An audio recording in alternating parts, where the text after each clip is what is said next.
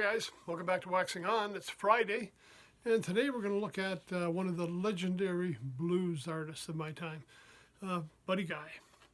Now, I first became aware of Buddy Guy back in the early 90s. I'm primarily a trumpet player, but in the 90s I kind of put the trumpet aside for a while and started working on guitar. I'd played guitar for a number of years, but I never really got into a lot of that lead work, and I started researching, looking at transcriptions, listening to a lot of guitarists in those days. Jimmy Page, Eric Clapton, Mark Knopfler, Stevie Ray Vaughan, and blues artist Buddy Guy. So I started picking up some of his music, and unfortunately I've got a couple of albums that were on cassette. So if you've been following the show at all, you know I haven't been able to locate my cassettes yet, and if I do, I'll come back and revisit those. But I have one on CD here that was, I thought, kind of a really special one. Now, Buddy Guy's been around for years. He has his own club in Chicago, Buddy Guy's Legends, and this album was recorded live there. And what makes it special is it's not just Buddy Guy, but Buddy Guy with G.E. Smith and the Saturday Night Live Band.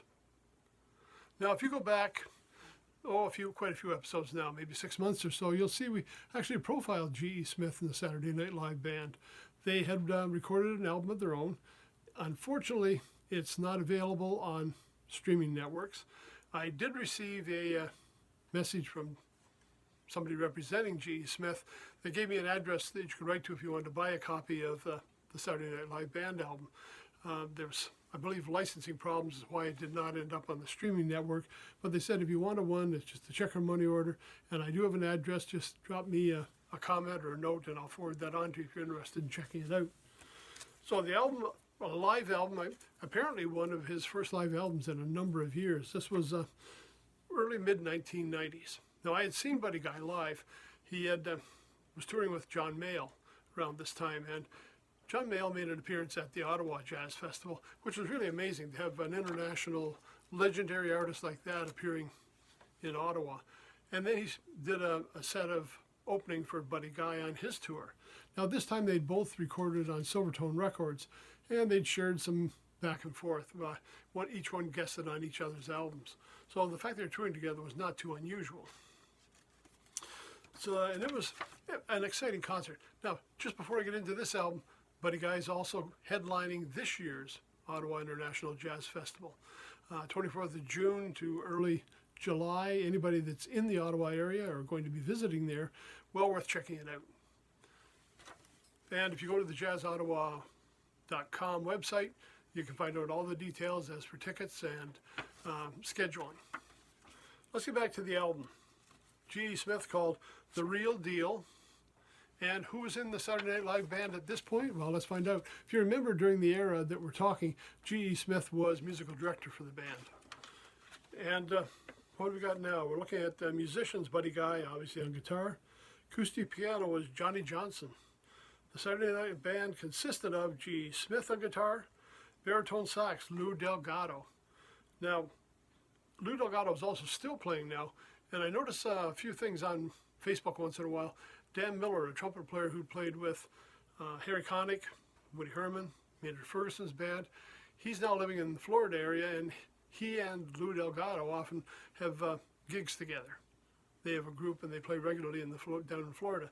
So again, something to check out if you were interested in him. So Lou Delgado was on baritone. Alto sax was George Young. Tenor sax, Lenny Pickett, a very familiar name. Trumpet, Ron Tooley. Well, I'd seen him when he was with Maynard Ferguson's band, so a well-known name to me.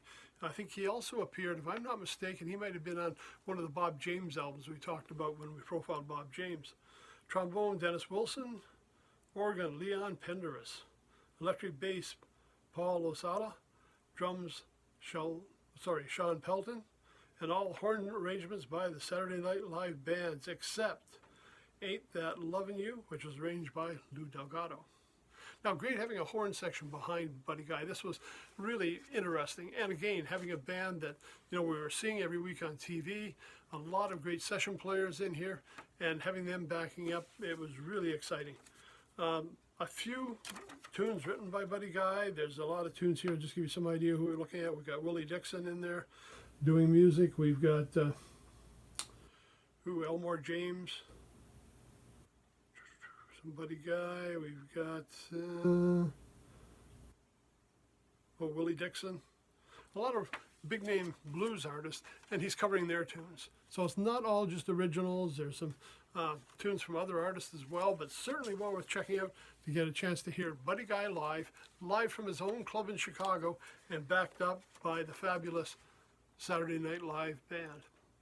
And as far as I know, the G.E. Smith album that we talked about and this one are probably the only two examples of this band actually recording. And I don't believe any other musical director of Saturday Night Live actually recorded their band or never got the chance to perform.